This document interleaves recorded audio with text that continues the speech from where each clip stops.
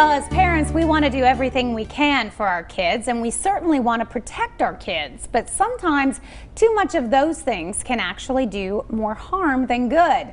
Our master mom, Amanda Olson, is back with us this morning to talk about how coddling is a parenting no-no. What a topic to talk about today. I said, I learned from my first child. Does that count? Yes, absolutely. It is a sensitive subject. It is. It's so hard because we do, as parents, especially that first one. I mean, we're so on edge and we want to do everything right. So we think the more we give, the better. Right, right. And you think you're protecting them and, helping them do everything. And unfortunately, at some point, they have to be able to do stuff on their own.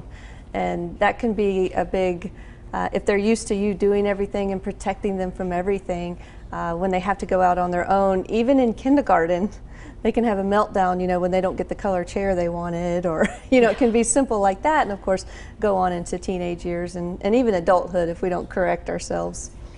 So. Yep. Yeah. Yep, that can happen. Okay, so we have confirmation. But how do you find that right balance when you're parenting between, are there some ways that it's time to step back? Well, here's an example of a child experience I had fairly recently.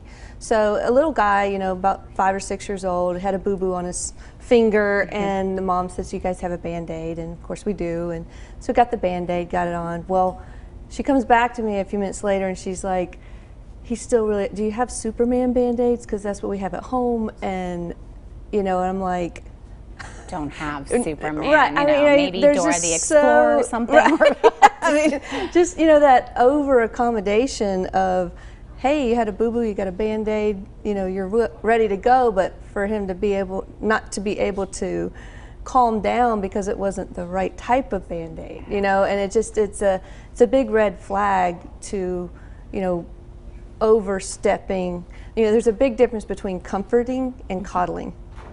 So a Band-Aid to help the boo-boo feel better is comforting. Making sure it's the right superhero Band-Aid would be coddling. Okay. So there's nothing wrong with comforting your child or explaining to them what to expect or helping them, walking them in that first couple of days of kindergarten and that sort of thing. But to stay the entire day or, sit in the hallway the whole time, that would be something that would be detrimental to them really in the long run. And I think you can see it in their behavior as parents when you start to, well, honey, you're fine. And then you think, why is he having issues? Well, maybe it's because, right. we've sort of set that up. We've set up that circumstance. Yeah, there's a little girl, I was talking to her parents, and she will only eat fried bologna. That's it.